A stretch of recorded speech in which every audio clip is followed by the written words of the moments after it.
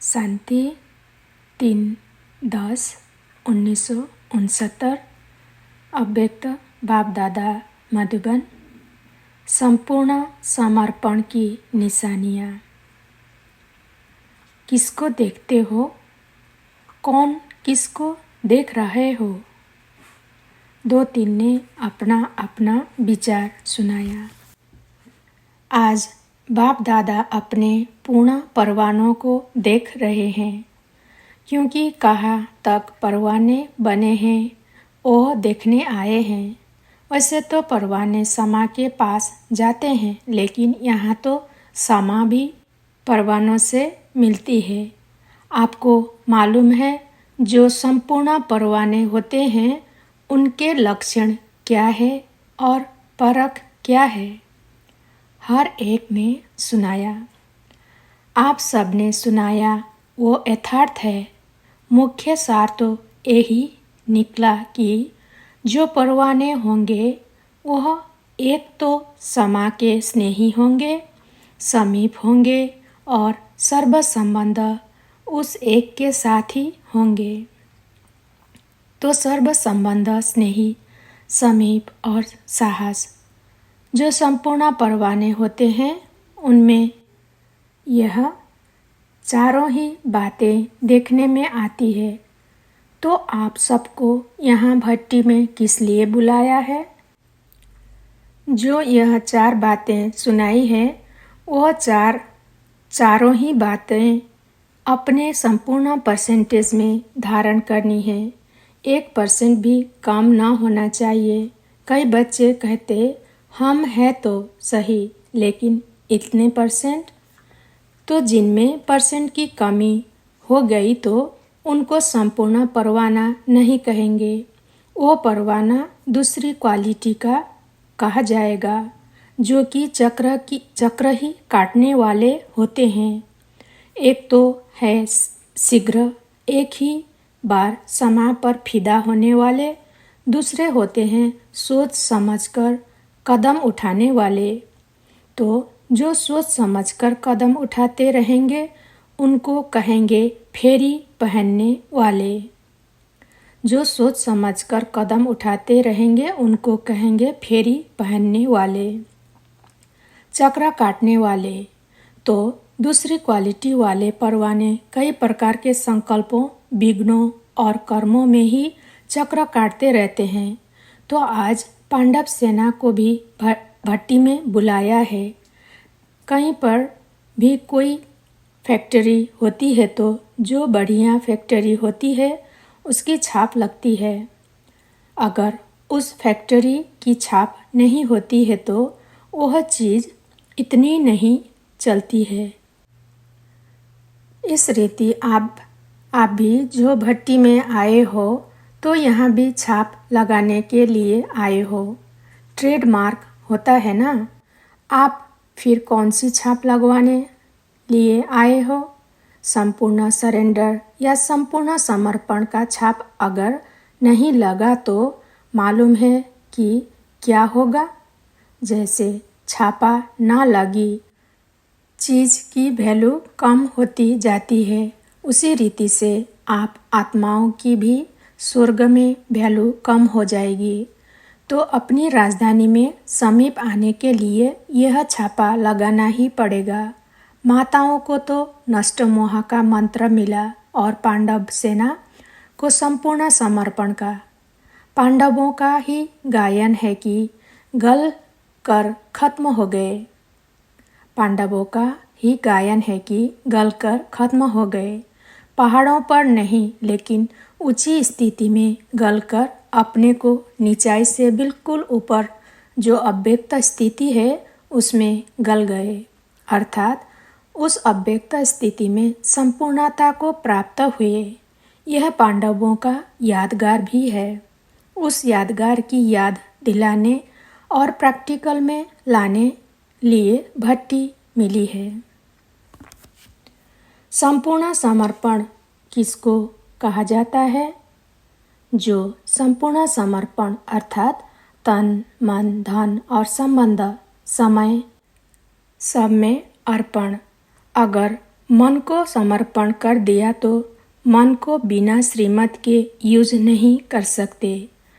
अब बताओ, धन की श्रीमत से यूज करना तो सहज है, तन को भी यूज करना सहज है, लेकिन मन सिवाय श्रीमत के एक भी संकल्प उत्पन्न नहीं करे। इस स्थिति को कहा जाता है समर्पण। इसलिए ही मनमना भव का मुख्य मंत्र है। अगर मन संपूर्ण समर्पण है तो तन, मन, धन, समय, संबंध शीघ्र ही उस तरफ लग जाते हैं। तो मुख्य बात ही है मन को समर्पण करना, अर्थात व्यर्थ संकल्प विकल्पों को समर्पण करना। वही परख है संपूर्ण परवाने की। संपूर्ण समर्पण वालों को मन में सिवाय उनके बाप दादा के गुण, कर्तव्य और संबंध के कुछ और सूझता ही नहीं। अब बताओ कि ऐसा छापा लगाया हुआ है जैसे आजकल के ज़माने में आप लोग सब दफ्तरों में काम करते हो तो कभी कभी दफ्तर की जो चीज़ें होती है वो अपने काम में लगा देते हो। इसी रीति जो आपने समर्पण कर दिया तो वह आपकी चीज़ नहीं रही। जिसको दिया उनकी हुई, तो उनकी चीज़ को आप अपने कार्य में यूज नहीं कर सकते हो। लेकिन संस्कार होने के कारण कभी कभी श्रीमत के साथ मनमत, देह अभिमान पने की मत, शूद्र पने की मत कहीं यूज कर लेते हो। इसलिए ही कर्मातीत अवस्था व अव्यक्त स्थिति सदा एक रस नहीं रहती है, क्योंकि मन भिन्न भिन्न रस में है तो स्थिति में भिन्न भिन्न है। एक ही रस में रहे तो एक ही स्थिति रहे। बाप दादा बच्चों को हल्का बनाते हैं और बच्चे जानबूझकर अपने पर बोझ ले लेते हैं, क्योंकि 63 जन्मों से विकर्मों का बोझ, लोक मर्यादा का बोझ उठाने के बाद आदि बन गए हैं। इसलिए बोझ उतार कर भी फिर रख लेते हैं। जिनकी जो आदत होती है वह आदत से मजबूर हो जाते हैं ना। इसलिए अपनी आदतें होने कारण अपनी जिम्मेदारी फिर अपने पर ही रख देते हैं। एक एक पांडव अगर संपूर्ण समर्पण बनकर ही निकले तो बताओ क्या होगा। जब पांडव तैयार हो जाएगी तो कौरव और यादव मैदान में आ जाएंगे और फिर क्या होगा? आपका राज्य आपको प्राप्त हो जाएगा। जब तक यह वायदा नहीं किया कि जो सोचेंगे, बोलेंगे, जो सुनेंगे, जो करेंगे सो श्रीमत के बिना कुछ नहीं करेंगे, तब तक इस भट्टी से लाभ नहीं ले सकते हैं। ऐसा ही उमंग उत्साह लेकर आए हो ना। कुछ बनकर ही निकलेंगे, बदल कर ही निकलेंगे, यह सोचकर आए हो ना। घबराहट तो नहीं होती है। जितना जितना गहराई में जाएंगे उतना ही घबराहट गायब हो जाएगी। जब तक किसी भी बात की गहराई में नहीं जाते हैं तो घबराहट आती है। जैसे सागर के ऊपर की लहरों में घबराहट होती है, लेकिन सागर के तले में गहराई में क्या होता है? बिल्कुल शांत, और शांत के साथ प्राप्ति भी होती है। इसलिए जो भी कोई घबराहट की बात आए तो गहराई में चले जाना, तो घबराहट गायब हो जाएगी। अब लक्ष्य और लक्षण कौन से धारण करने हैं? इसमें जो नंबर 1 होंगे उनका क्या करेंगे? भविष्य में तो राजधानी लेंगे ही, लेकिन यहाँ भी सौगात मिलेगी।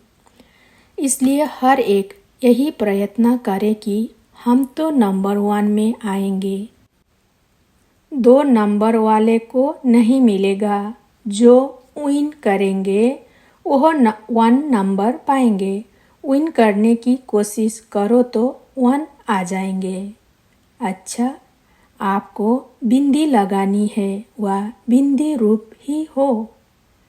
टीके कितने प्रकार के होते हैं? आज आपको डबल टीका लगाते हैं। संगम पर निरोगी बनने का और भविष्य में राज भाग का। बिंदी रूप की स्मृति रखने के लिए बिंदी लगाते हो। बिंदी लगाते लगाते बिंदी बन जाएंगे। कोई भी व्यर्थ संकल्प आए तो उनको बिंदी लगा दो तो बिंदी बन जाएंगे। ओम शांति।